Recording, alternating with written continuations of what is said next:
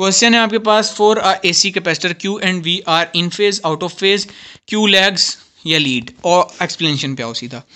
कहता है कि स्टेप 1 में हमारे पास Q का फॉर्मूला होता है CV, यानी Q जो है वो डायरेक्टली रिलेटेड है V के। जैसे जैसे वोल्टेज चेंज होगा वैसे वैसे Q चेंज होगा, यानी कि अगर वोल्टेज साइनोसाइडली बदल रहा है तो चार्ज भी साइनोसाइडली सेम तरीके से बदलेगा, उनमें किसी किस्म का फेज डिफरेंस नहीं होगा।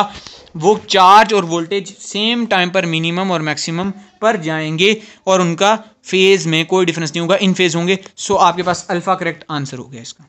Important question.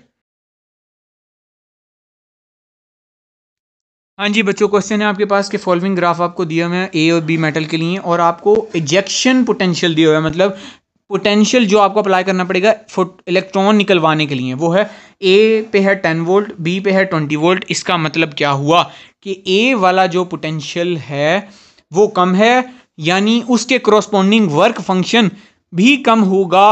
वो होगा कितना? 10 इलेक्ट्रॉन वोल्ट। आपने इजेक्शन पोटेंशियल के साथ इलेक्ट्रॉन लगा दिया तो आपके पास वो स्टॉपिंग वर्क फंक्शन जितना आ जाएगा। तो आपका ए का जो वर्क फंक्शन है वो 10 वोल्ट है, बी का वर्क फंक्शन 20 वोल्ट है। तो बी का वर्क फंक्शन ज़्यादा है तो उसका जो है ना ग्राफ पर थ्रेश होल्ड फ्रीक्वेंसी भी ज़्यादा आनी चाहिए, ठीक है। तो अल्फ़ा वाले ऑप्शन में बी वाला ग्राफ जो है वो यहाँ पे लाई कर रहा है, यानी उसकी थ्रेश होल्ड फ्रीक्वेंसी ज़्यादा है। इसमें भी थ्रेश होल्ड फ्रीक्वेंसी ज़्यादा है, इसमें दोनों की सेम बता रहा है, यानी कि ये तो गलत हो गया। इसमें ए की थ्रेश होल्ड फ्रीक्वेंसी ज़्यादा बता रहा है, यानी ये भी गलत हो गया, क्योंकि हमारे पास वर्क फंक्शन बी का ज़्यादा है, उसको ज़्यादा पोटेंशियल लगाना पड़ रहा है अपने इलेक्ट्रॉन को निकलवाने के लिए। सो आगे एक्सप्लेनेशन देखते हैं कि स्टेप 1 में B needs higher potential 20 volt than metal A to eject electrons in the graph stopping potential versus frequency the X intercept मतलब जहां पे आपका ग्राफ इस पॉइंट पर ये जो पॉइंट है ये एक्स है, एक्स इंटरसेप्ट यानी जहां पे कोई चीज़ एक्स एक्सिस को कट करे। X intercept threshold frequency बताता है इस, यानी कि ये जो रेड मैंने ड्रॉ किया ये थ्रेश होल्ड फ्रीक्वेंसी बता रहा है। तो क्या होगा? वर्क फंक्शन रिक्वायर्ड, और जो आपके पास थ्रेश होल्ड फ्रीक्वेंसी है डायरेक्टली रिलेटेड है to work function, directly related to work function required. So work function threshold frequency जिसकी ज़्यादा उसका वर्क फंक्शन ज़्यादा, तो बी का वर्क फंक्शन ज़्यादा था तो उसकी थ्रेश होल्ड फ्रीक्वेंसी भी ज़्यादा होनी चाहिए, जो कि अल्फा और चार्ली ग्राफ में है ना। हाँ, तो अब चलते हैं आगे। So the line for the B metal must cut the frequency at higher value than A, तो वो अल्फा और चार्ली में ही हायर वैल्यू पर कट कर रही है। आगे, among the given graph only alpha shows B with greater threshold right shift matching the data, ठीक है। तो इसमें इस तरह हो रहा है, लेकिन चार्ली में भी हो रहा है। अब क्या हो रहा है चार्ली में? देखिए थ्रेशहोल्ड फ्रीक्वेंसी और ए की थ्रेशहोल्ड फ्रीक्वेंसी और बी की थ्रेशहोल्ड फ्रीक्वेंसी में थोड़ा सा फर्क है यहाँ पर, ठीक है, थोड़ा सा फर्क है इधर, ठीक है। ये यहाँ पे है, ये यहाँ पे, थोड़ा सा फर्क है, लेकिन इसकी स्टीपनेस देखो, बी की स्टीपनेस बहुत ज़्यादा है, ये कहीं बहुत नीचे जाके वाई एक्सिस को कट करेगी, बहुत दूर जाके, ठीक है। इसका क्या मतलब हुआ कि फ्रीक्वेंसी आप कह रहे हो कि थोड़ी सी इसकी ज़्यादा है थ्रेशहोल्ड फ्रीक्वेंसी, लेकिन वर्क फंक्शन इसका बहुत ज़्यादा है, ए से बहुत ज़्यादा है। तो ऐसा प्रैक्टिकली पॉसिबल नहीं है। अगर इसका वर्क फंक्शन ज़्यादा होता तो इसकी जो ग्राफ है वो यहाँ पे दूर जाके टच करता है एक्स एक्सिस को। अब हुआ क्या कि ग्राफ आपने नज़दीक टच करवा दिया है, वर्क फंक्शन जो है वो आपका बहुत बड़ा है लेकिन थ्रेशहोल्ड फ्रीक्वेंसी कम है, तो ये प्रैक्टिकली ग्राफ गलत हो गया। अल्फा करेक्ट आंसर हुआ, जिसमें आपका बी का जो वर्क फंक्शन है वो ज़्यादा है, ए का वर्क फंक्शन कम है, तो हमारे डेटा से मैच कर रहा है, alpha is correct choice.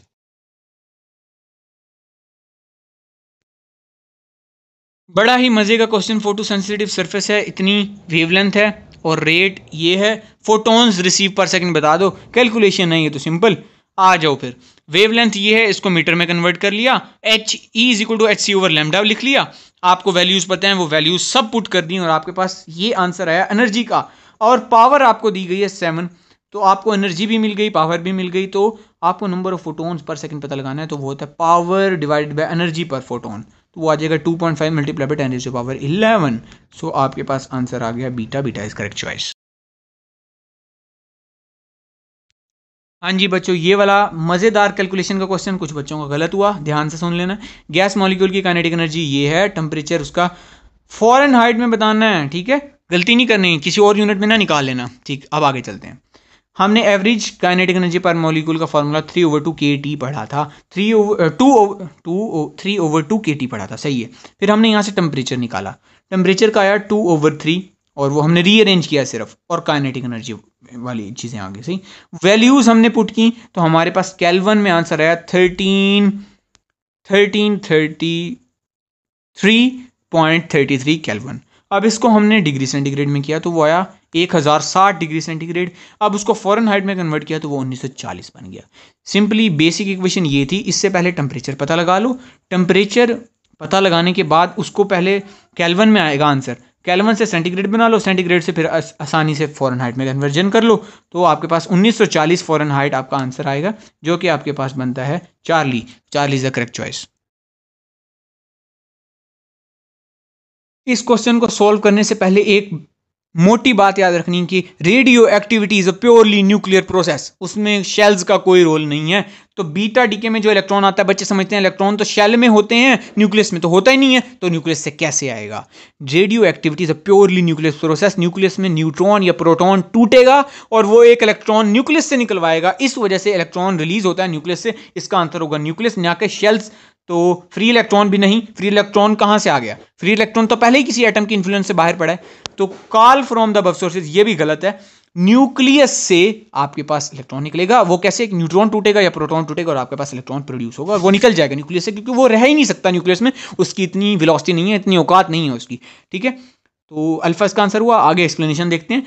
In beta decay the neutron inside the nucleus converts into proton. Neutron proton में कन्वर्ट हुआ, जिससे एक इलेक्ट्रॉन और एंटी न्यूट्रिनो बना। इस वजह से ये इलेक्ट्रॉन जो प्रोड्यूस हुआ ये निकलेगा, ये छलांग लगाएगा न्यूक्लियस से बाहर।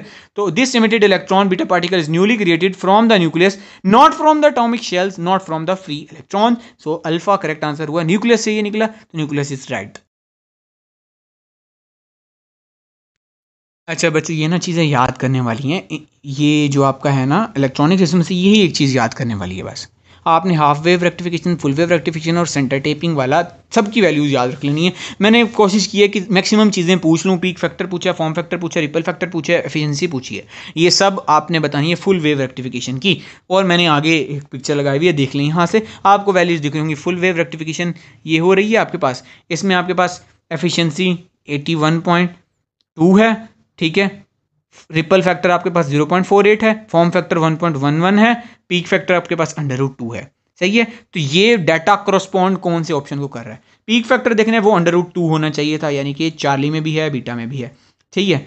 उसके बाद फॉर्म फैक्टर आपके पास कितना होना चाहिए, फॉर्म फैक्टर देख लो भाई यहाँ से कितना है, फॉर्म फैक्टर है 1.11, तो वो किस ऑप्शन में है, वो आपके पास चार्ली ऑप्शन में है। तो चार्ली आपका करेक्ट आंसर हो गया। तो चार्ली इज राइट चॉइस।